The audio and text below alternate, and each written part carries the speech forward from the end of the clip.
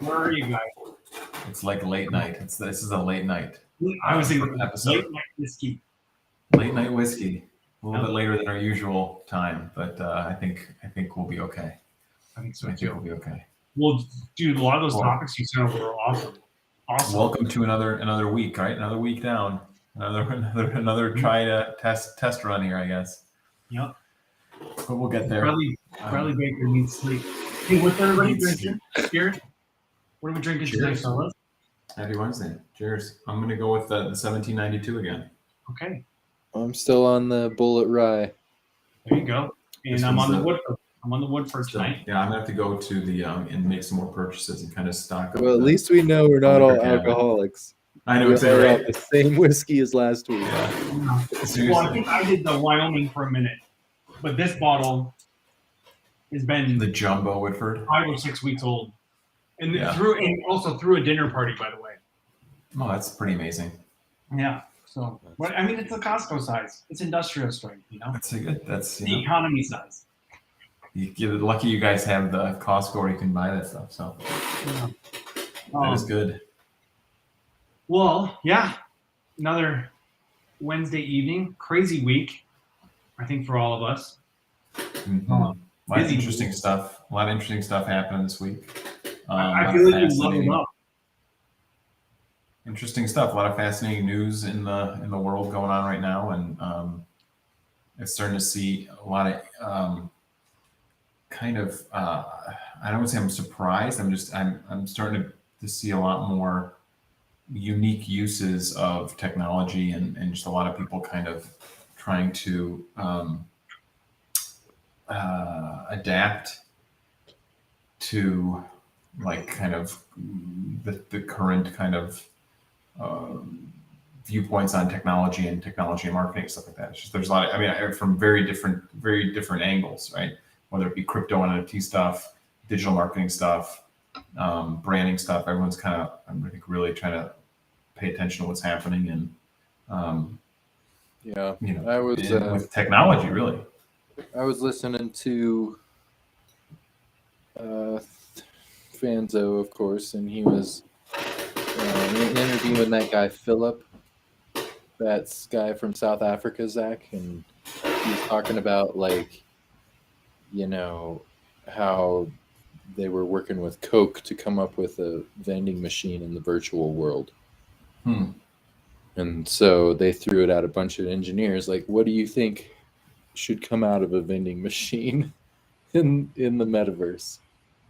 Did you hear that one, Zach? No. And so the bunch of these engineers came up with stuff like, oh, I'm gonna, it's joy is gonna come out, or enlightenment comes out. And so like all these different sensations that you might have when you drink a soda, but it would like put you into a snow globe and you could do a Christmas photo. And so that sort of stuff is what comes out of these virtual vending machines. And I thought that was crazy. It made me feel like we're way behind after hearing that. Well, I don't know. I see that in the same on the same topic. Like, I think actually the opposite. I think things I've been reading about people adapting NFTs in the real world and kind of using them for business applications. They're kind of being very nearsighted in their applications. They're looking at them very. I feel like the things I've read today and over the last week is that they're just very simplistic. Like they're really missing the point of what you can do with these things, right? And we stumbled across a couple interesting things in terms of the hotels using them for reservation systems and for just Instagram kind of trying to integrate it into their all these things we'll talk about a little bit deeper as we go along here, but Instagram trying to integrate them into their system and even Getty and stock photography, which I thought was the most simplistic approach, which is it's like you're just going to create NFTs from your stock photos. Like, okay, fine. Like, so you're just using your existing database of. I mean, it's very basic. I feel like, and it's not for companies of that size. and of that much reach, you'd think you would come up with a better use of that technology rather than just putting, making NFTs, like making stock photography, Right. or even rights managed photography and NFT. Okay, yeah, that's the basic use of this. Like, okay. Well, like Seth Rogen, yeah, what was not Seth Green? That was Rogen, well. That was Seth that's a Green, different yeah. whole thing altogether. That has to do with kind of NFTs. But I think there's a lot of projects out there like that, Eric, that shouldn't have launched, or they just didn't. They were trying to be cash grabs and just trying to. Well, but these are actually capitalize. But what I'm talking about, these are businesses that are trying to invest in the technology, but they're just like investing in a very basic way, like and not really thinking. Same thing. They're just trying to jump on quick, and it's not thought out. Yeah, I mean, so what we're referencing in, for those that don't know, is that starting from the basic, right? Getting Images said that they're going to create NFTs from their kind of, they have 500 million assets, right? 500 million photographic assets, whether they be, stock photography, rights managed photography. They have just this database of art, really. And what they're going to do is they're going to pretty much, cherry pick from there and create NFTs from there and sell them, which is like, okay, great, fine, you can do that. Anyone can do that. It's just like saying, I have photos, I'm going to sell NFTs. Great. Well, why wouldn't you leverage the potential technology and create something akin to what we're talking about, which is having to do with memberships or membership programs or something that's a little bit more thought out in terms of, the more you spend, the more you make, the more you earn, the higher the value of your NFT goes, rather than just selling one-offs, right? And as we get into this space, people are they don't know what to do, and so they're doing what has already been done, thinking that's the thing to do, and it's going to work. Well, and my point is just that if you have all these resources, I mean, you can say, well, how are we the smartest people in the room? Which really, I mean, I know I would pat myself on the back, but at the end of the day, like, they got to have smarter people in the room than us thinking about these things through. If they're investing the kind of money they're investing into these technologies, and how are they just so flat? Yeah, but then you go back to we crashed, and I think there's you always have the back and the forth of how much do you discuss and continue to talk and plan and strategize before you actually just do, right? And I think there's like the two ways to think about it or to attack it. I feel like we've kind of done a hybrid. We've jumped in where we felt like we could tackle it, and then where we're like, whoa, okay, it's we need to think about this some more. We've paused. We've been honest with the client, or whoever we're working with, and we worked through and mapped it out more. And then, okay, cool, something else comes along quick, boom, we jump on it. So it's this. Yeah, but we're also limited by resources. I mean, at the end of the day, we're limited by resources, and we're limited. So I mean, we're trying to, we're innovating with limited resources. So it's like, if you had resources at your disposal, to the tune of millions and millions of dollars, if you're going to make this like a significant investment in it, why wouldn't you go and do something that makes? But it's a strategy thing. It's not. It's a strategy thing, not an application thing, right? It's the idea is like, you're just missing the mark. Like, your idea is bad. It's not a good one. Like, it's not enough to move the needle. But we're nimble, I guess, is kind of what I'm saying too. So we can do that. Whereas a lot of these big companies, I mean, they probably have a lot of influencers, a lot of decision makers, different ideas on how to attack it, because it is a brand new world, I think the simplest answer would have to be that we're the smartest people in the room. I agree. Well, I mean, that's the one thing I really found fascinating in my research, is that I'm trying to really look and see how people are using these things, and whether they're seeing the bigger picture, or if it's just very ground level tactical in terms of like, oh, this is how you use NFTs, so let's get in. I mean, it's like, it just feels like, it's like, man, it's kind of disappointing that they're not thinking bigger. Yeah. Right? That it's like, okay, and that's what feeds into this idea of it's just a collectible cash grab kind of mentality, which is like, great, okay, so you're doing that. Okay, that's like entry level 101 stuff, right? Versus trying to really innovate and say, how am I going to make sense of this in the future? What's the best purpose of this? And maybe it's a proof of concept thing. Okay, I'll give them that and say, maybe as you said, they just want to get going on something. And it's not a bad idea. I'm not saying it's a bad idea in terms of it's another way to in essence, sell your inventory twice. Yeah. Right. Because it's a whole different channel for it. So fine, okay, but that's also not the extent of what you can use this technology for. It's kind of the basic use of this technology. So it's just kind of, I don't know. It seems simplistic. I was a little bit surprised by that. To kind of segue into the next one was Instagram, and they're bringing on NFTs. I guess when I first heard Instagram was kind of getting into the NFT game, I thought it was the same thing though. I thought it was going to be a little bit more earth shattering, and really it's not. It's just like saying you can post an NFT. Yeah, you can. And they'll put some sort of. It's like marker. Yeah, exactly. And there'll be some sort of technology or security, so like built in, just like a PFP on Twitter. Yeah, like a shimmer or something like that, which is just not a very dynamic idea. Yeah. Yeah. Why wouldn't you create a different tier or a different or it's or for be able to mint your posts, right? Yeah. Posts, yeah. Your memes. Yeah. The meme makers can. See, I mean, we are the smartest people in the room. We figured that one out in 2 minutes. Yeah, I mean, like I said, maybe they're thinking these. Maybe there is a brain trust somewhere that's thinking deeper on these things. But yeah, well, you should listen to market. But you should listen to the Joseph Joffe episode of NFT 365. He's off the charts, man. He's got some really cool stuff going. He's got this YouTube show called Joseph Joffe is Not Famous, and he's just it's just a talk show pretty much. He brings people on and lets them talk about all kinds of stuff. But he's like he's sold out his NFT collection for his time. So he pretty much sold out all his time. But all these clients that have bought this time, he's also given them the ability to create NFTs and sell his content. So they can kind of reteach his stuff and then sell it. So they own the rights to that time that they bought. Yeah. And so he just kind of is getting this started, but then all of his, minions are going to pretty much keep it going for him.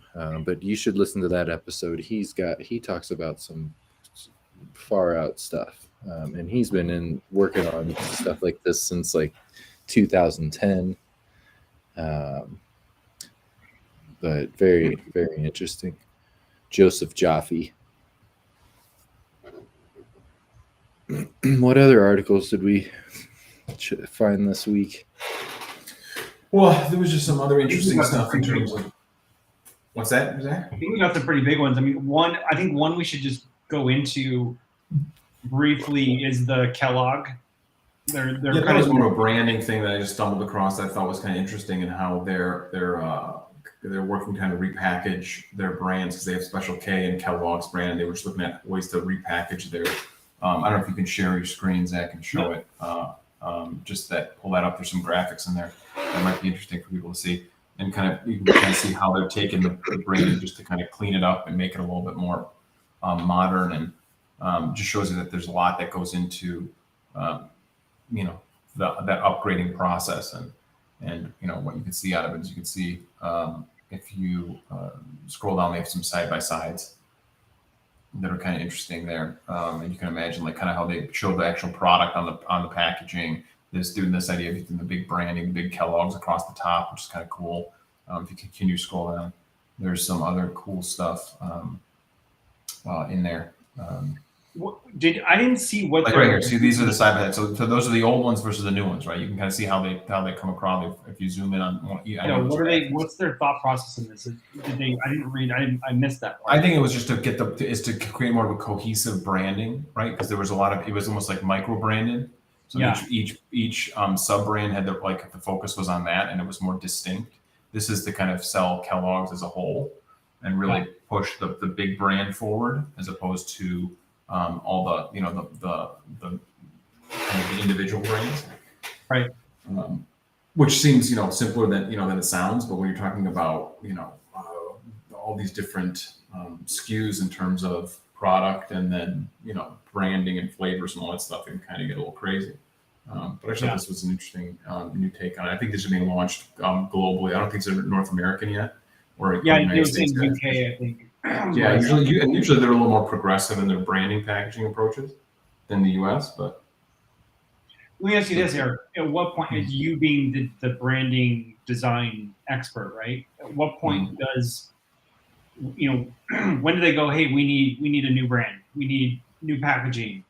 I think if you're losing, if you're not cutting through the clutter, right? If you're losing kind of market share, or you're losing, your sales are dipping. It's just a way of saying, look, and then obviously every so often you got to shake the tree a little bit. And there are whole departments that kind of focus on that stuff. But they have the micro data that they kind of say, okay, well, you know what, these products are performing worse against their competitors. Why is that? And then is this something that, we know it's not the product because taste tests show that everyone likes this, and this. So just like we would do, you kind of do a data inspection and say, okay, where's the problem? So I'm sure a lot of them are saying, look, we just need, it's just like, updating ads on, in digital marketing, whatever. It's like anything with fresh creative, really, this is what this is, right? This is just another way to kind of get people to look at your product again, and take a look. And, and you can see if you can zoom in, I don't know if you can zoom in or double click on one of those photos, it'll probably blow it up maybe. So we can get a better look at it. Yeah, there you go. You kind of see from the left side to the right side there, just like this Nutri-Grain one, and the up, let's say the second from the left in the top row there, compared to the one in the green on the right there. That's kind of that's a pretty drastic change. Yeah, right. I mean, you see the Kellogg's is much larger across the top. It's the Nutri-Grain, but see how they're different. See how they kind of were both. They were not. There was no balance. Right now we're saying, okay, all Kellogg's has this huge Kellogg across the top, which is automatically, kind of gives you that brand affinity and kind of, reliability there. Special K, the same thing, right? It's just an idea of showing the bar itself. This is what you would see, right? And you see the inside of the bar, the packaging of the bar. It's more visual representation. I think it's cool how they have the K kind of overlapping the bar. Yeah, right. Just, it's neat. They did a good job. It's cleaner, right? Eric, can I ask you why brown here, Eric? Why brown? Why brown? I don't know what the product is. It's chocolate. It's chocolate. So right, that's fine, right? Maybe it makes sense, right? Versus the strawberry, which is, a little more bolder. But overall, I'd say they did a good job. I think it's interesting. Certainly is cleaner. So, like anything, and also like anything, it's trends, right? Trends dictate design. So after a while, 5 years, 10 years, something like that. I mean, eventually it gets stale. Just like anything, you got to refresh it, right? So I would not buy this, but I would buy that. Well, I don't. The Special K ones weren't that bad to begin with, but the other ones I think were a little bit sad. I don't know. You can't. Has anybody tried the Kellogg's Frosties? The Frosties? I don't know. They look good. I think I would try it. What is this underneath here? I'm sure it's sugar free. Oh, it's like a Rice Krispie treat, but it's with frosted flake bits. How can you beat that? Probably. Nutri-Grain bars are good too. So yeah. But yeah, anyways, it's just interesting that there, it was a complete. It was what I found fascinating about this was that it was across all lines, right? It was more of a holding company branding change as opposed to a product branding change. It was very drastic, right? It was like, look, we're not just going to change Frosted Flakes. We're going to change the whole holding company's branding, really. And again, create, I think it was the idea to say, like, look, we need to make sure that Kellogg's is front and center, not just these sub-brands. It's got to be about our, as a company, product being, larger. It'd be like, what's another, if it were like a Heinz or like a Campbell's or even Coca-Cola, saying like every can was like Coca-Cola and then it was like whatever their sub brand was underneath it, right? So you like Coke owned all these companies, right? So that's kind of the direction that they're approaching, which I think they feel like Kellogg's itself has got really, really good brand value, and that will help kind of lift some of maybe the sagging sales brands potentially. So very interesting. To see one at that scale. I'm curious. I haven't paid attention to the cereal brands or to the food brands lately, but I bet you they had quite the numbers in 2020. And then has it kind of come back to pre-pandemic levels? Is it worse? Are they having supply chain issues, and then therefore I saw something where they're literally always fighting for shelf space. We get that, but is that because I think they said they did a rebrand in 2019 even. It's not that long ago. Mhm. So pretty, And maybe it didn't stick. It probably didn't move the needle enough, and they're like, or it could have performed worse. I mean, I don't know the data on that just yet, but it just, I was looking at it from a sheer artwork perspective and kind of the change in that, which I thought was pretty good. Absolutely. Yeah, so that's kind of, I mean, those are the things we kind of look at, and kind of that's. I always like this kind of see what's new and what's happening, and just what designers are doing, and it's always interesting to see what's happening overseas, because I think they have a little bit. People kind of always think that America and because we're big businesses here, that the design and kind of the marketing for product and consumer products is done best here, but design overseas, European, Asian. Even Middle Eastern, there's in South American too is actually really interesting stuff. They all kind of have their own styles, to a certain extent as well. But I'm always fascinated by checking out, trends that are happening, because it is very, design's trendy, right? I mean, it's. Look at the exotic snacks industry. I mean, I feel like their branding, their packaging is always like crazy. Yeah, well, and culturally, there's different taste, right? Certain cultures prefer certain colors and certain styles and certain, levels of visual activity. Craziness, for lack of a better word, right? And like things are more outlandish, and some are like more clean and simple. And of course, products dictate, design style as well, right? Everything's got to have, brand. It's got to be relative to the brand. So interesting stuff for sure. How about we transition into a little Seth Green? So these are we try to kind of steer a little bit, and not just always focus on NFTs and crypto, but it seems like that's the most fascinating stuff right now, in terms of, unless we can find stuff on our other industries, but everything else. Well, it's either crypto or Johnny Depp. Yeah, right. Well, okay, so you're going to. I can turn any conversation into a crypto conversation. A crypto conversation now. Yeah. True.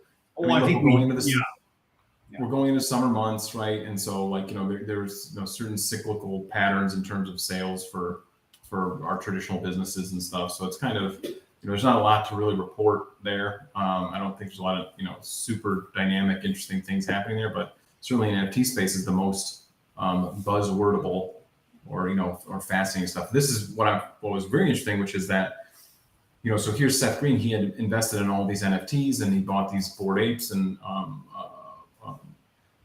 don't know what are the other ones that he had on, but he was developing a show around the character from one of his NFTs, right?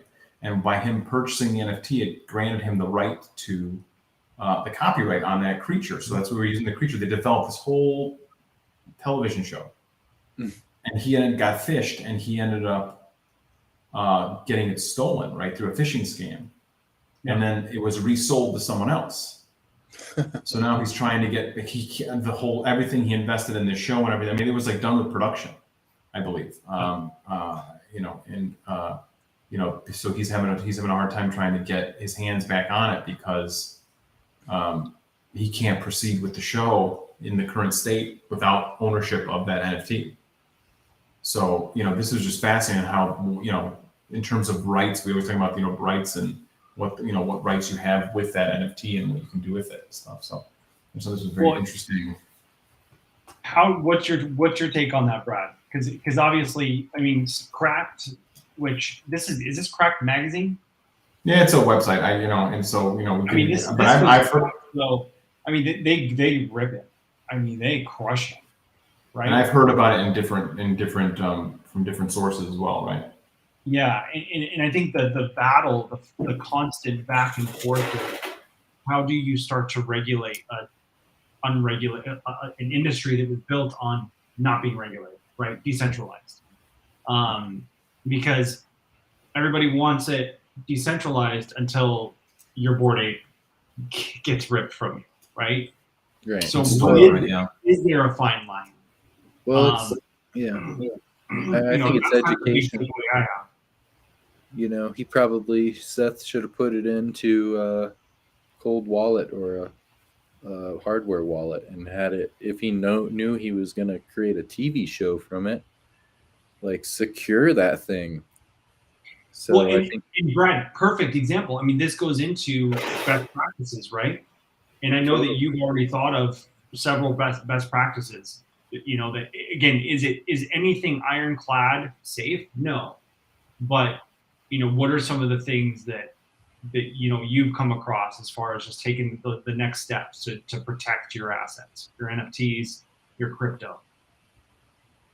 Well, I mean, for one, just putting it into a wallet that nobody even has the address to. A hardware wallet that you can put into a safe. And I don't have a lot of best practice, but I know what we're trying to do with some of the projects that we're going to launch is a lot of education leading up to the minting, because we're going to be targeting audiences that have no idea what NFTs are. So we don't want them to run into something like this. But we'll figure out best practices as we go. Unfortunately, some of the lessons might be the hard way. Yeah. That's how we learn to be good digital citizens in Web 2, and now we're going to have to go through a whole new educational learning curve with Web 3. Yeah. And unfortunately, Seth is right in the public's eye. Fanzo too. He had stuff ripped off from his wallet. He lost a bunch of stuff, and well, and I feel like those guys are the one. I mean, he brought up some really good points. He's like with OpenSea, why don't they have a different background? Based on what transaction or what sort of movement you're making with your wallet, right? Like if I'm giving literally ownership over of my wallet to another, user, there should be a red background or something, right? And I don't know how OpenSea, just again, it's just a behavior change that possibly these marketplaces can start to implement a little bit. But even then, who's to say, how can that could probably get ripped, So you clone something, if you if you're good enough at it as a hacker, you can make a red background or a green background. People think it's red, or people think it's, Well, I just think the basic point of the story is that it's like, look, if you're going to invest that much in these things, like, that it's still a bit of a Wild West happening right now. And I think that you have to be a little bit, I think, cautious if you don't know what you're doing. And I'm not saying he didn't know what he was doing. Maybe he didn't and did everything right and it still happened. And that's possible, right? Because of that, the fact that it's like, it is so kind of crazy, right? But there certainly is, you'd want to make sure that if you're going to go to the extent and develop a show around, I was more fascinated in the idea of developing a show around the IP. Like, that's what I thought was more interesting than the fact that it got stolen, was that it's like, wow, here's, he bought the ape or whatever it is. And he's like, he owns the copyright to that character in essence, right? So now he can create a show around that character that only he owns, right? So in essence, he was trying to develop something that would elevate the rarity or the value of his NFT. He's in a position to be able to do that. That's the fascinating thing, which is that, look, you can artificially increase the value of that NFT. If he's all of a sudden, a Homer Simpson, right? What if I bought Homer Simpson, an NFT Homer Simpson, before The Simpsons was ever launched, right? And now I have the only Homer Simpson NFT, right? Which probably exists, and someone probably has it. Hopefully Matt Groening is listening and actually like mints it and says it's my NFT, and I have the one Homer Simpson, right? But there's value there, right? If it started as nothing and all of a sudden, so he's probably like, hey, I just bought this cool thing. What if we develop a show around it? Yeah. Then all of a sudden, if it becomes popular, which I have no doubt that it would do pretty well. I mean, there's so many, existing characters that probably would be more expensive. It's probably the cheapest way to develop the value on a character or an IP versus, unless you already owned it, right? So, yeah. Well, and just kind of thinking this too, a lot of people go, our society is so used to the right here, right now, payoff, the immediate, Mickey Mouse drawing. That took years, right, for that to blow up, right? Which is it's going through that issue with copyright on that right now too. That's the it's going to be public domain, or it's supposed to be public domain. The Steamboat. You go to Bart Simpson, but none of these were like overnight successes. Yeah, well, you build brand value, right? The IP value gets increased over time. So right, he's starting to show. You got to be thinking long term, not like, oh, I'm gonna be Banksy, and I'm gonna, even Banksy. Or was it Banksy or Beeple? Beeple did his 5,000 everydayers or whatever, and sold it for. Dude, I mean, that still took him years to build that up, right? So I think there's this culture of us just immediately that immediate gratification, and when again the real technology, the real benefit is when you NFT your drawing. And it takes 10 years or 20 years. Again, it's just a fascinating. It's a good kudos to them for trying to think that through and be like, hey, because it's the first one to do it. So again, it's like we talk about cutting edge and like thinking deeper, right, than just minting an NFT. Like at least he was thinking, hey, I bought this. I didn't come up with the idea of the NFT, but I'm going to take the character I got, and create a show around it and develop the value there. Right? Yeah. And create a character. I mean, in essence, he's creating the personality of it. He just has the visual. There's no story there. There's no, it's just, hey, I saw this cool picture of, I don't know if this is, they had showed what they looked like. It was like, I don't know which one he was basing the show off of, but it was like, there were 4 that got hacked, and one of which that got stolen from him, and then one of which he was going to use. But again, just what a fascinating use of taking it to the next level, so to speak. So anyways, we have to beat a dead horse in that, but I just thought that was interesting. The next thing that I thought was very fascinating, which we talked about a little bit yesterday, was hotels. Yeah, we were going back using NFTs to reserve your room. Yeah, and the idea that once you buy that room license, in essence, kind of like seat licenses, Brad, that we were talking about, with that Cuban was talking about for his, you license the room for the night, and it's yours. And if you need to cancel, tough shit, you have to resell it. You have to resell that license. In essence, we're not going to. The hotel company is not going to reimburse you or refund you. You have to sell it on their exchange. Now, one of two things. One, it gives you flexibility to do whatever you want with it, right? So maybe you get more money for it, maybe you get less money for it, but that's on you. It's a very unique way and dramatic way of applying the technology to hotels. Might just be curious about Zach and I talked about it, but I'm curious about your take on that, Brad, in terms of, you think that's, a good use of that, or you think it should be a different type of application, I guess. I know how I feel about it, and I'll say in a little bit, but I want to hear what you have to say first. I don't think it works quite yet. I don't think it's.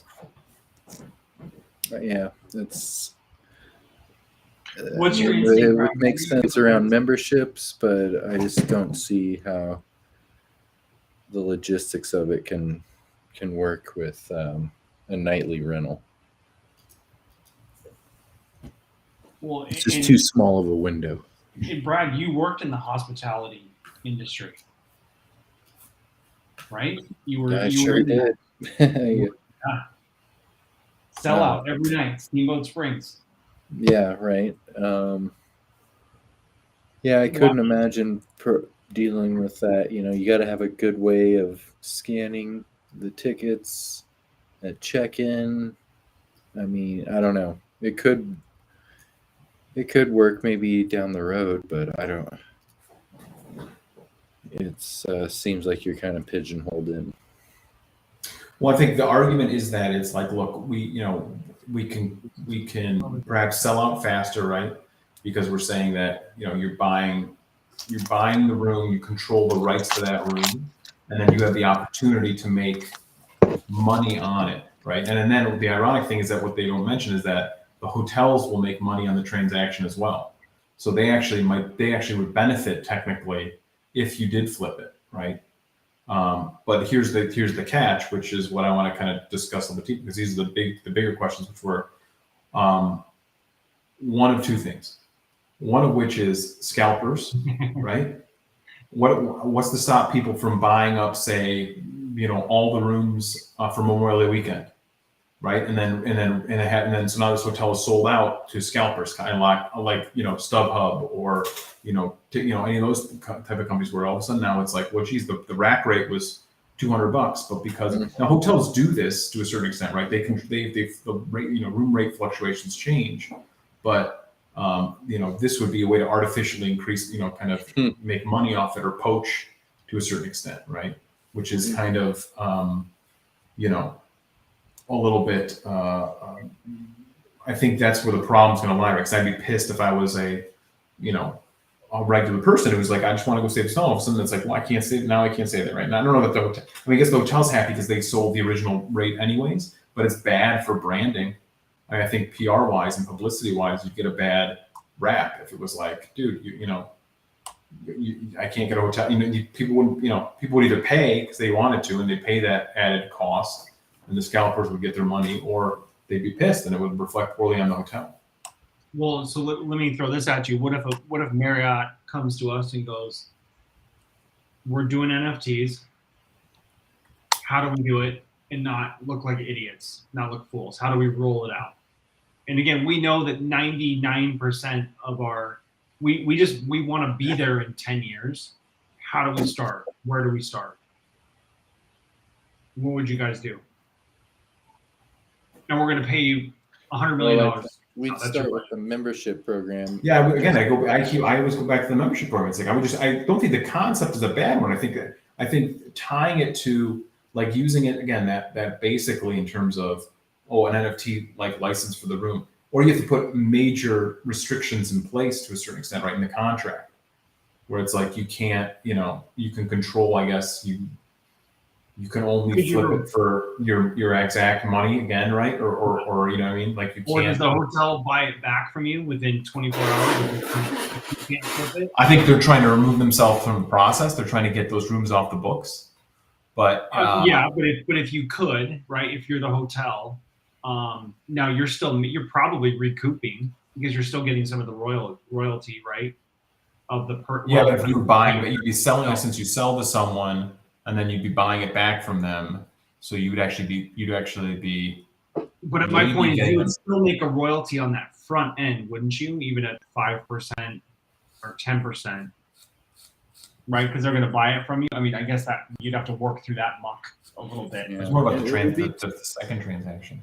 It'd be too hard to figure out the nightly rental because you'd be spending so much money minting these tickets. It's like Cuban; he can't sustain this forever the way he's doing his tickets at the arena, spending $20,000 on each game to mint everything, and then he burns them all after. Like that's just a lot of resources, right, and time.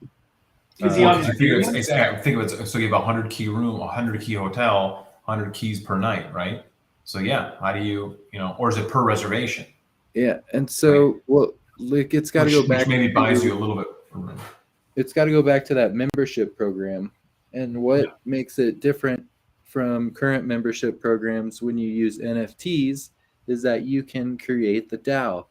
And so you can have all these people that stay at the Marriott now that are NFT holders and they're members in the program earning Marriott coin that they can redeem for hotel rooms, but they also get special benefits holding that Marriott NFT that makes them feel like they're almost an owner of Marriott. It's that community of Marriott travelers, and they can, then you get them to be more involved in decision making with the brand. And so then that whole piece of community and bringing on a whole new community and aspect of your business through these NFTs is kind of how I'd approach it. And Brad, what if the DAO owns, let's say you have 10 penthouses, right, or whatever, those high presidential suites, right? And the DAO, what if the DAO has ownership in each of those presidential suites, as long as they own the NFT? Totally. Right? I mean, now every transaction, that NFT holder is getting revenue now back from Marriott. So of course now they're a huge fan of Marriott. They want We want those rooms to be sold out, and maybe that's kind of how that could then filter down into the rest of the rooms where, you know, maybe that's the angle that they'll start to take with it. Maybe that's where they're going. Because then that's kind of cool. Now Marriott's still going to own X amount, whatever they want of it, but the DAO would also have ownership in those rooms or in that hotel, and you could own a piece of the Marriott hotel in Coronado, off in San Diego. And now I'm keeping it because now I get a rip every time those rooms are rented. That's like that's more akin to like a timeshare or vacation ownership, which actually is pretty regulated. So there's going to be a lot of legal. You're a timeshare. You're a timeshare. I spent a lot of years working in timeshare marketing, and it's a very complicated process, and it is. So I think that there would be limitations, but you're right. That's what you're kind of talking about, Rich. Like that, the kind of fractional ownership to a certain extent of those rooms, where it's like I'm buying into. And maybe you tie it to it. Maybe that's, again, there's another technology that probably could serve maybe a better use for it, versus a deed, right? Because that's kind of how they do it through deeds and stuff like now, right? In essence, you're buying a piece of the property. Mm-hmm. So if it's that might be a more useful model for those type of industries where you are buying a portion of something and they could track then that room to your, to your Airbnb, right? Airbnb. What if you have a home on Airbnb and then you want to now liquidate it, and you create an NFT for it? Now you have 100 owners of the home, and I know this has been talked about. But, yeah. I'm curious on to your point, Eric. What are the regulations on that? I think for a traditional hotel, it's more about the membership program. Again, just like we can go back to that. I think membership program, because you have so much more control. It's like it expands the utility of that NFT, right? It allows you to do more things with it, because you then have the flexibility with if you have a token or some sort of tokenomics associated with that NFT, to allow them to gain points, to use those points. And it's all tracked to that own thing, right? And then you can transfer that owned membership to someone else, right? Right now, you can't sell your Marriott Bonvi membership to someone else. So all the points that you've earned in your lifetime, you either use or you lose, right? You can't transfer that. As far as I know, you can't transfer them to like me. You know what I mean? I can't pick up your. Your Marriott has discounts to other partners and stuff like that too, right? I mean, if you use your Marriott within in network. So imagine you're saying, I'm going to buy my Marriott rewards card now. I've earned 1 million points, but I'm either moving or I'm leaving, or I don't. I became agoraphobic and I'm not leaving the house anymore. Well, I can sell that card to Zach, who's like just immediately after day one wants to use those points and or consolidate them or whatever, or airdrop it. Yeah, I mean, and or pick up the points somehow, sell off my points or something like that. So I think there's a lot more flexibility when you get into the idea of a membership program versus just room by room. Yeah. But I also am fascinated by that. That's an interesting thing about how with ownership, vacation ownership and stuff like that, like how you could use that as a tool to for the transaction instead of a more traditional model. Yeah. And is that a, as weird as it sounds, is that the modern timeshare for millennials or younger kids that are more likely to buy into that system than they would a traditional kind of built for it, right? And what is it? Is it Nomads NFT? What is it? Is it Nomads? That's interesting. No. So if I were, again, go back to you were talking about if Marriott came with $100 million to develop, I would look at the opposite. I would take my wares on the road and say, hey, timeshare company A, timeshare company B, let's use an NFT system to figure out the legal ramification. I mean, really, there got to be none, because it's a different beast to create a new beast. Digital nomads. Is that what they're doing? Yeah. So I think now the website is interesting. I hope I'm understanding. I apologize if I'm not. This looks way more. I think this is the same one though. Um, yeah, ownership of a digital nomad NFT comes with real world utility. Premium courses and guides, free lodging in select locations around the world, and more. So similar to this, right? This would be the way I would apply it, I think. And you would say, well, you buy the NFT gives you rights to our system of properties. Yep.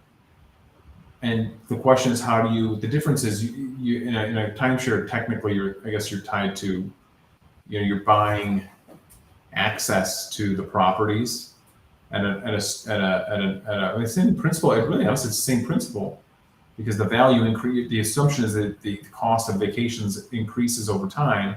So you're buying today's value and getting future vacations at today's value, right? Yep. So what's the same thing with an NFT? You're buying the NFT today, assuming that the value of the NFT increases. It might be a much more fluid transaction in terms of trying to offload it. Yeah. And it might be more appealing to a younger audience, a digital nomad, right? But they probably just don't have the network in place yet to really make it like mainstream.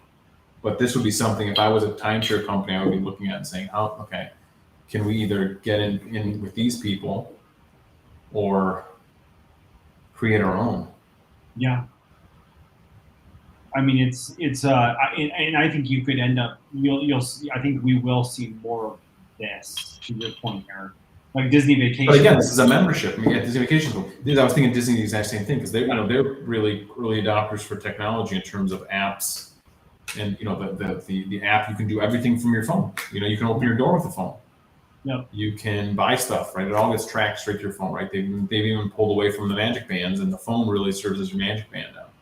So if they could do it a way where it was even, for vacation, bring this into that for the Disney Vacations Club, which is timeshare.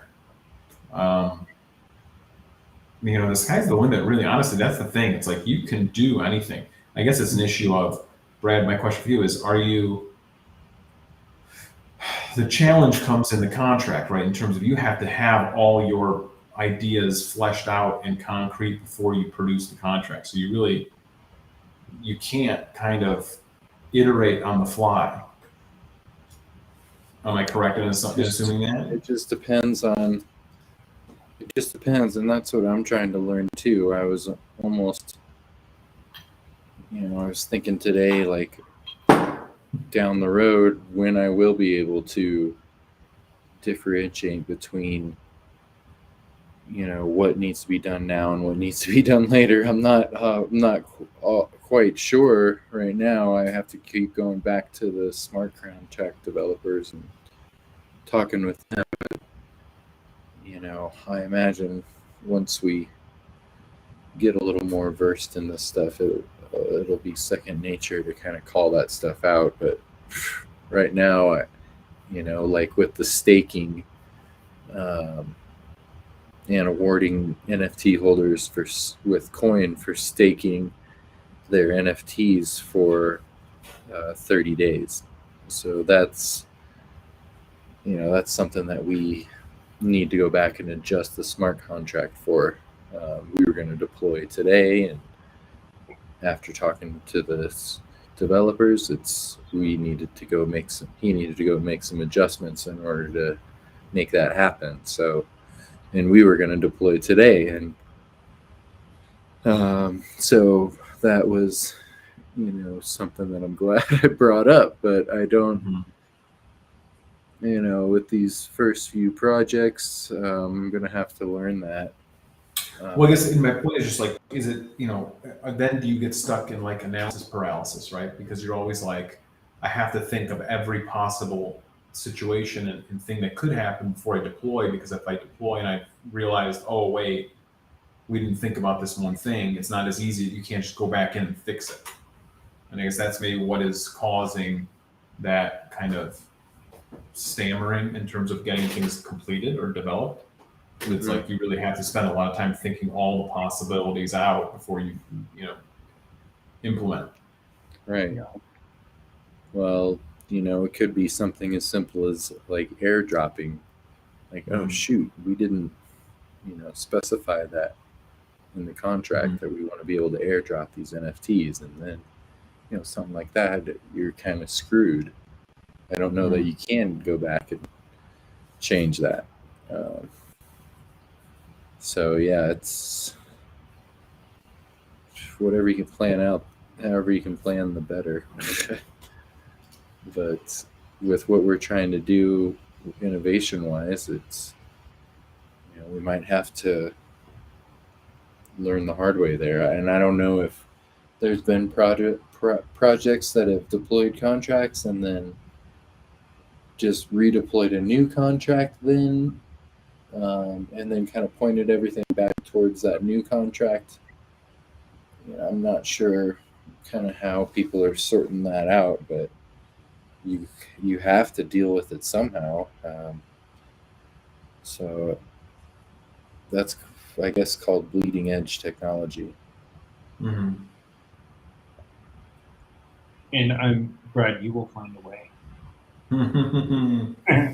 Yeah, well, I think that's the thing. There's always a way to figure it out, but it's just that's the thing. It's like, at what point do you have to commit on certain things and say, this for this project, this is as far as we can take it, and then stop, right? And you implement and say, okay, the next project, then we do something different. I mean, we're kind of, everything moves in real time, so it's kind of like, okay, when do you pull the plug? Almost like, when's the project done?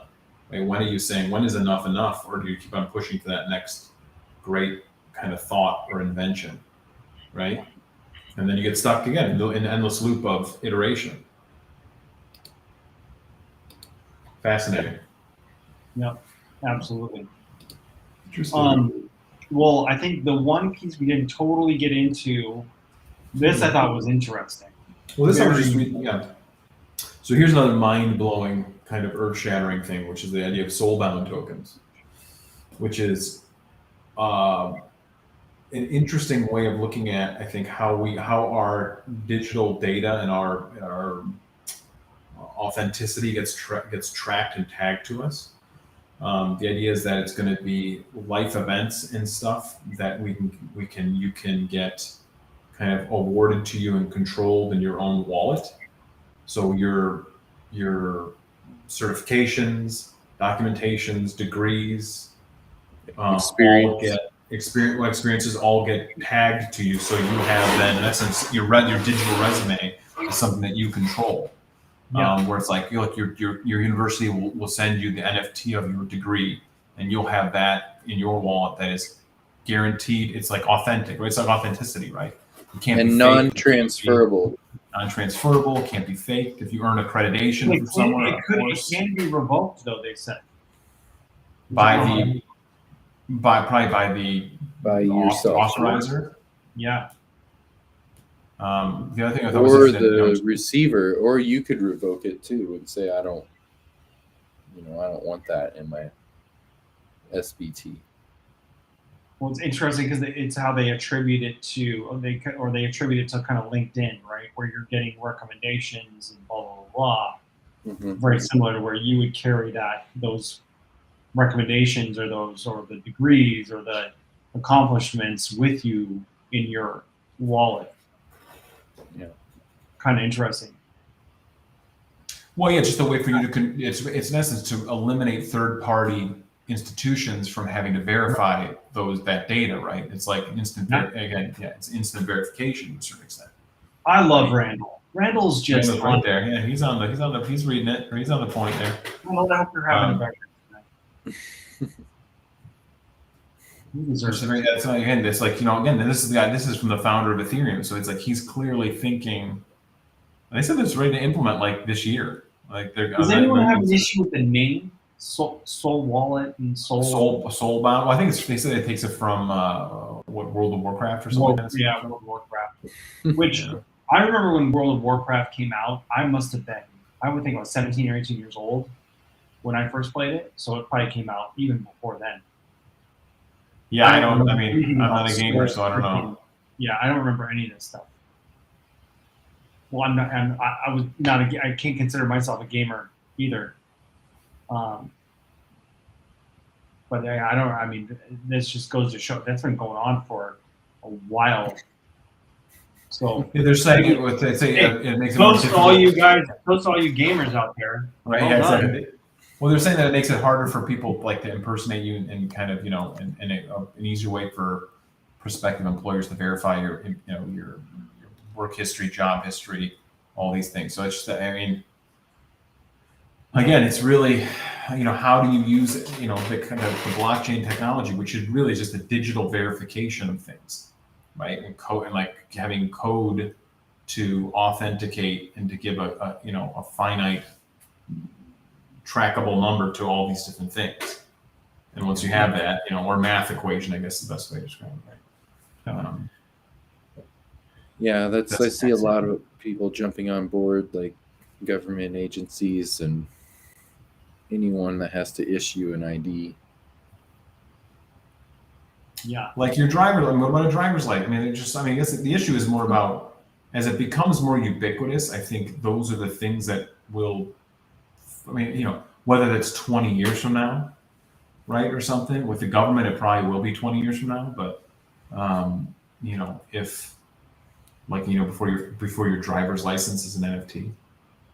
The issue, I guess, is it's more about the energy consumption, right? And will there be as more people produce these things, does the environmental impact start to the pendulum swing back the other way, right? And people will be like, look, we can't do it. And does it get backlash because of the amount of energy and kind of, the consumption to produce all this computing power? Or is that just, again, inevitable? Is it like, dude, that's the future of the world? With online sales and all, that's the reason why they're building data centers every 5 feet. Yeah. It's just more and more computers running servers, consuming energy, getting their own. We're having a big thing here where they've been fighting the power company for bringing a dedicated cable for an Amazon web services data center. They want it's like their own extension cord. They say it's like they're just plugging in and dragging it right. There's to the tune of I don't know how much money and how much destruction to not just emissions, but like the landscape, right?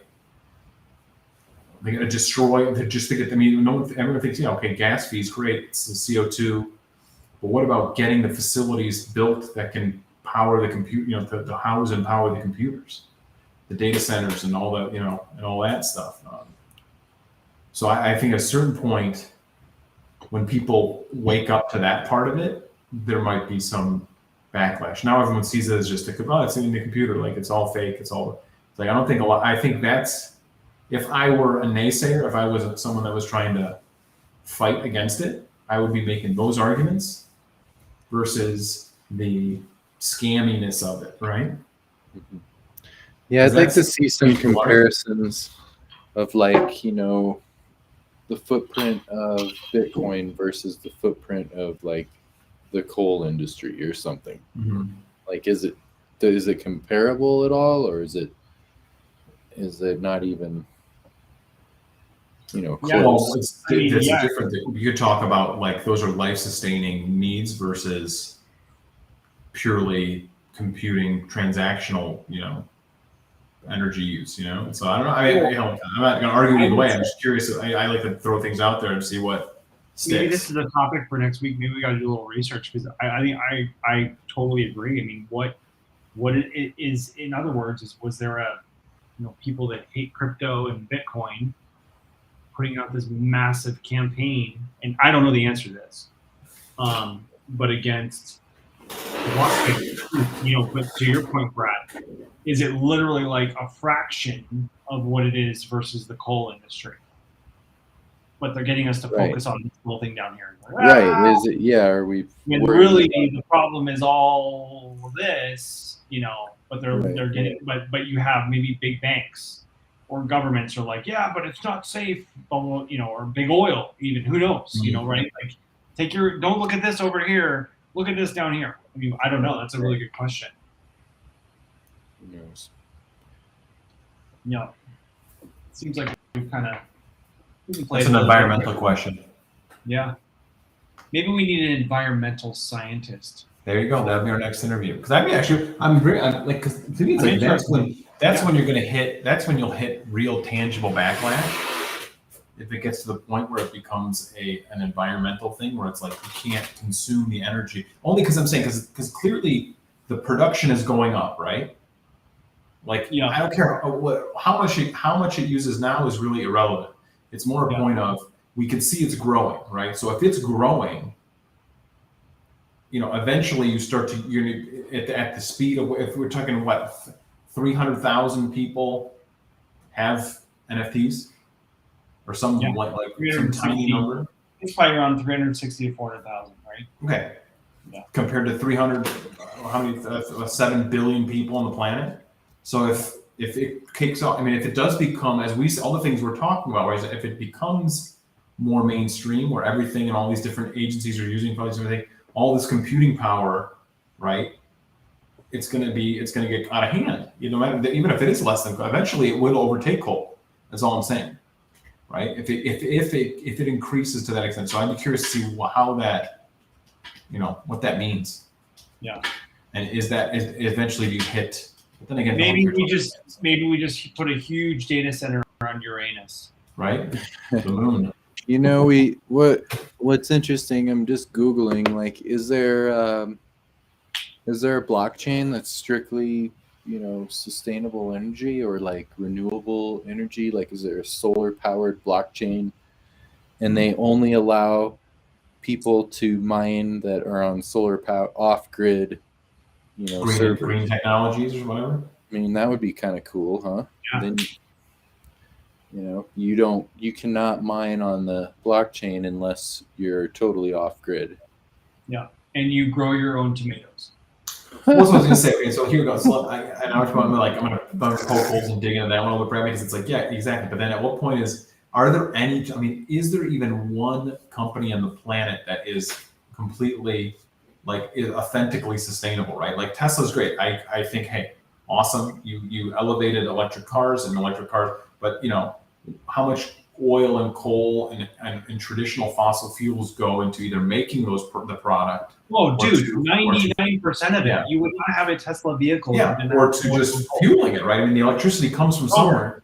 Yeah. Yeah, right. Exactly. So my point is, it's just like you may think, oh, okay, great, authentically, it's not a clean product.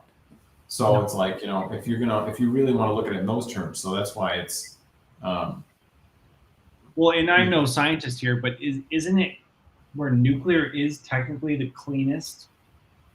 Am I wrong there? Other than hydro. But even hydro. Well, I think they probably use nuclear waste and all that stuff. So yeah, I mean, I'm sure someone's much smarter about it than we are. But we're getting out of our depth here. But yeah, you think we are. But the point is, like, you could. What Brad was saying is like, yeah, if it's a blockchain that's net neutral. But now you're talking, how far down the rabbit hole do you go, and what's like legitimate? Like the computers are made somewhere. How are the computers made? You know what I mean? Yeah. What minerals are you getting for the computers? Where are they made? Energy or environmental scientists out there, we'd love to have you on. And is it just like, is it just fruitless? But I hate to say it's fruitless, because then it's like that's a very naysayer kind of approach. But well, the other thing too is ETH is moving out of the proof of work to proof of stake. Which uses 99%. Yeah. Well, what does that mean, right? 99%. You keep seeing reading 99% less energy. It's like 99% less of what? Yeah. Well, I get it. Look, at the end of the day, I would say less computing power. Better is 99% less always computing better, right? power to verify the transactions. And here's my thing too: is when are they doing that? Because it's the crypto world. The communication right now has kind of been struggling. Yeah. And so when is that happening? They say it's happening in summer, but when and how? Well, and there was a lot of it just kind of anecdotal, the way that we talk about stuff too, right? It's like they're saying, well, yeah, we're getting to it. It's going to happen this summer. Okay, well, is it really going to happen, or is that just you're just saying it because you're wishing it happens? And there's a lot of crypto people and NFTers that are kind of feeling the pain right now, right? So somebody's got to step up. One of these pioneers, one of these big, ETH or Bitcoin, and maybe they are, maybe we just haven't seen it, but just say, hey, it's happening here. These are the next changes. This is the roadmap for crypto. Well, speaking of which, let's. I know we're running a long time, but I want to involve one step deeper, which is this crypto billionaire who says he's going to donate $1 billion in the midterm elections, in the 2024 elections. I'm sorry. Why? My question $1 billion. The most to date has been like a couple 100 million. He said that's a soft ceiling too, but he's like he wants to develop which is fine. But I think it's why? It's to buy pockets. Obviously, that's what it's for. I know, but admittedly, I think to push his own agenda. I think he's looking at trying to assumptions, of course, is that he's looking to control the discussion on cryptocurrency and the regulation on decentralized currencies and stuff like that. So he wants to get those people in his pocket for that. Let's hope it's more altruistic in terms of maybe pushing whatever his ideal agendas are. I don't know, but you have to look at who this guy is, and apparently he still lives with a roommate and drives a Corolla. So I think he said he wants to donate all his money like to charity. So I think he's only like 20 some odd years old or something. Yeah, he's 30. Yeah. Okay, maybe he's older than that. I'm sorry.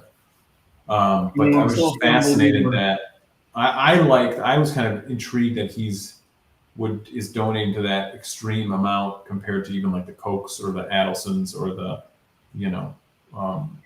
those type of mega donors.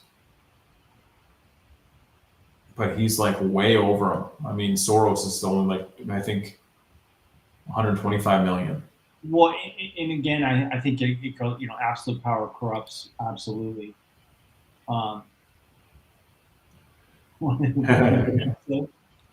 He might be. Maybe he is worth. Maybe it is all money laundering.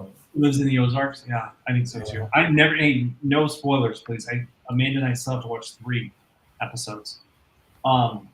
I don't know. I mean, that's kind of you're kind of bringing in 2 different things. I'm all for it on. But I'm saying that goes from the idea of how the money that's made in these industries is going to be used, and that's the first I really heard of it being kind of rematriculated into the political system, which is very interesting because it's like, well, yeah, I mean, I guess eventually they're going to try and lobby as well. I mean, in essence, it's a crypto lobby, right? Yeah. Which I'm sure there is one. I mean, there's enough money there. I'm sure there is one. Someone's got to be pushing for it now, and maybe maybe they're fighting against the banking lobby too. But I think we should talk about that next week also, because it's an election year, right? I think there's and again, we can kind of leave politics out of it and just talk about it as objectively. What does it mean? Well, this is the first cycle when I think you're going to see that kind of money come into it. Yeah. As far as I can tell, I mean, this is the first big one that I've really heard of. But if they're making a lot of money. Well, and to your point, Eric, he's obviously pro crypto. Mm-hmm. So what is that? What happens to the banking industry, and do they feel like their now backs are against the wall? Mm-hmm. And is there going to be hit pieces on this guy? And I mean, wow, right? Let's get your popcorn. Yeah. Hey guys, guess what? Guess what time it is? Is it that time? Is it time for memes of the week? So we're boarding some new clients this week. We love boarding new clients. It's always fun. There's a lot of good stuff, but this is one of my favorite memes of all time. I love that one. That's funny. Oh, Facebook. Oh, good old Facebook. This one's pretty relevant.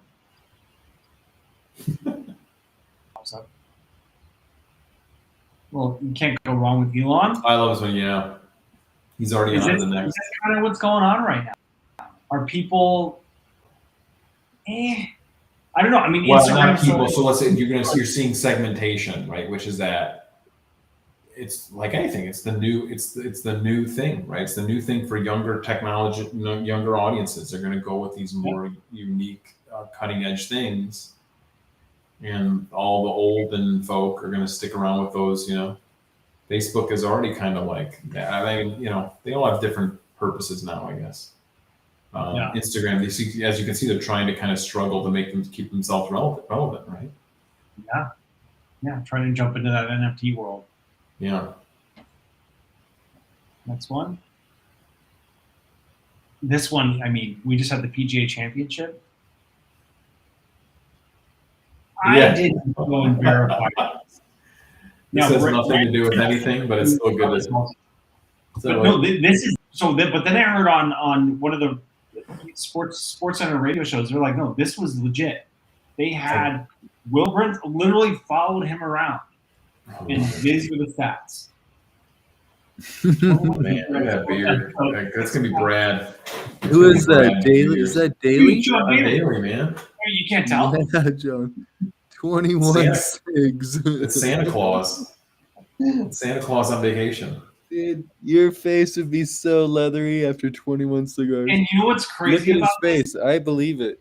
Hey, do you know what's crazy? Is John Rahm, who's number 2 in the world, did the exact same. He shot the exact same on like day 2 or day 3, whenever this happened. Yeah, Shot the exact same amount. he went to Hooters. Exactly, he did.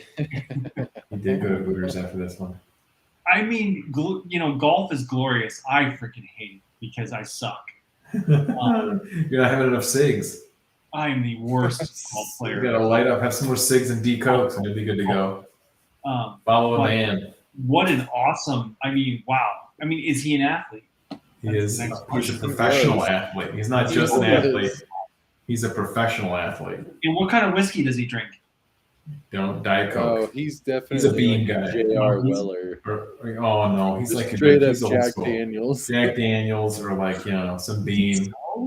I kind of think he's a big Woodford guy. Canadian Seems like Mist. a beam He and might be Diet like Coke a guy. Canadian Mist. Let me ask you, J and B. Is it Jack and Coke? Is it Jack and Coke? Jack and He Diet might Coke. be Jack and Diet, yeah. No. Because you gotta watch that. He's gotta watch that girlish figure. Yeah. John and Coke.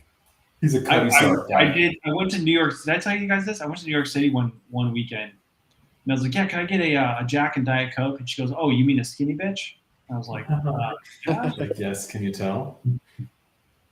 And of course,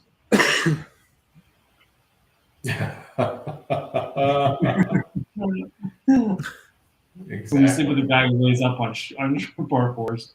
The golf memes. I hope I didn't get him pregnant. I love it. Oh, that's good. Classic. I mean, you can't go without, this one's great. Yes, right. So, okay, what are we gonna do when this trial finishes up? We're gonna run out of funny stuff. We got to find another trial. That's true, and there always will be another trial. Yeah, it's inevitable.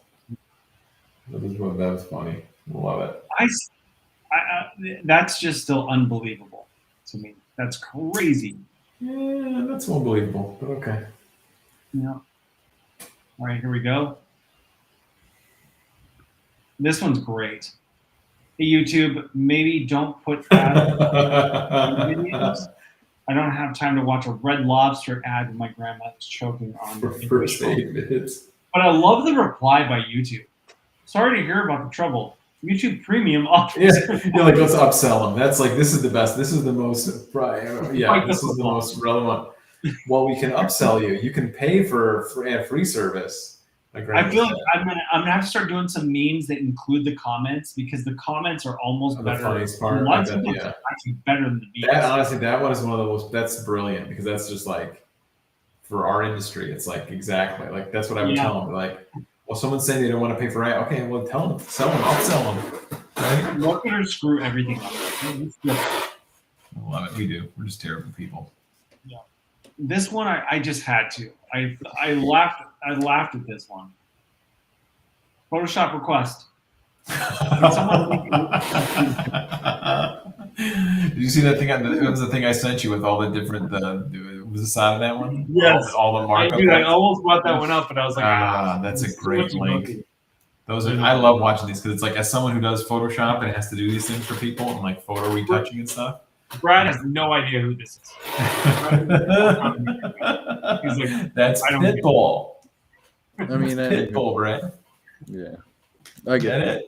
Get it? Yeah, get it. Oh, I this love one that. I feel like is Eric. This one, I saw this one and it was Eric Pieracci. Oh boy. 100%. This is Eric's Thursday nights with the boys. I'm drinking no pale. Well, I don't know. I know about the first part, maybe. I don't know about It's the a I gift. know things thing. It's a gift. It's right. That's awesome. I love it. Yeah, That's what that I is do. totally right. Drinking, I know things. I know a lot. As I always joke, I say I don't know. I don't know a lot about a little. I know a little about a lot. Yeah. Just enough. I'm fun at parties. That's about it, I guess. I mean, I make Here's a trivia. shout out to digital marketers everywhere. I wonder What the heck is that? percentage received The this time. yodeling pickle. Oh, I love it. God bless Amazon. I want one now. You know what? I'm surprised. I'm going to I was look at actually wondering if Brad was going to be like, "Hold on, I got one right over Yeah, I here." got the yodeling pickle on my shelf right here. I love that. Oh man. Yodeling pickle. All right, 2 more left. Two more. Oh my gosh. This is a big memes week. I feel special. A client sent us this one. I'm already into. I'm on. Technically, it's Whiskey Thursday for me right now. So Yeah, I know. Yeah, happy Thursday. yeah. Eric, good Happy morning. Thursday. Start another day. Turn another page in the calendar. So maybe this one has more context for me because I thought it was really funny. I just, I don't know why I think that's so funny. Does your dog stare you down for? Oh, because you always wrestle your dog. Yeah. Oh, you just said. We have a guest name. We gotta check. We got 2 more to check. 2 more. This have to. Oh gosh, that's funny. Oh, Did you guys see that one? monkeypox. Oh, you silly monkeypox. What is monkey? It's not good, apparently. But I don't want it. it's like smallpox, but it's like a not as violent version of that. So Yeah. see, I know things. I drink and I know things. Hold on, Randall. Hold on, buddy. Randall sent us one more. He's asking for us to throw it on there. Okay. So we'll grab it. Randall, Without did further you ado, send it to the? has this been? Instagram Is this cleared? What do they call it? What's the review board? We do not have a review board on the Whiskey Wednesday show. What do they call it? Practices? What's it called? Standards and practices. Yeah. Oh, Randall, I love it, Randall. Hold on. Oh, you're gonna make the show. Wait, hold on. Let me make sure I don't screw this up. I think this is it. Pause.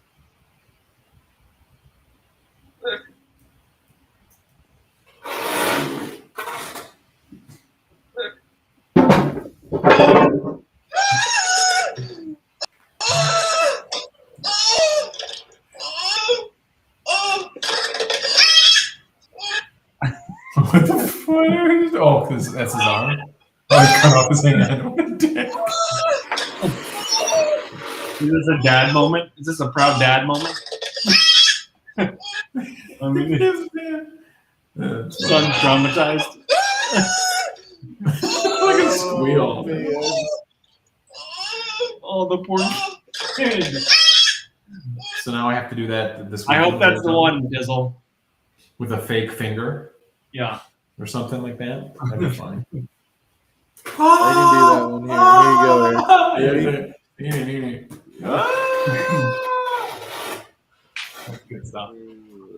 Good stuff. All right, I'm Well, going to bed, boys. Thank you, boys. Whiskey Thursday is now a thing. Hashtag Whiskey Thursday. Eric drinks in the mornings. I know, right? Apparently I drink in the AM now. Oh, he said there was a different one. He said we can't know. We got to find it. Hold on, Randall. Oh, Before we bring it to a close. It's because all my shit's turned off by now. It's too late. Better be very good, Randall. Maybe we have to save that one for next week. I'm holding up. Hold on. Give me Our one production second. our Oh, production here it is. company. He's right. He's got it right here. He's right. Our producer is not really good with the technology just yet. You think after 4 weeks. Right? This is our 4th episode, right? This is, yeah. Well, congratulations, guys. We did it a month, in theory. We got another freaking Are the networks going to pick us up for a full 16. season? Randall, well done. We salute Randall tonight. Cheers. Miners to the crypto. Bull miners. Dang it. Okay, gents. Till next time. Thank Well you, done. everyone, for whoever listened or is listening. Thank you, everybody. Have a good night, boys. Good night.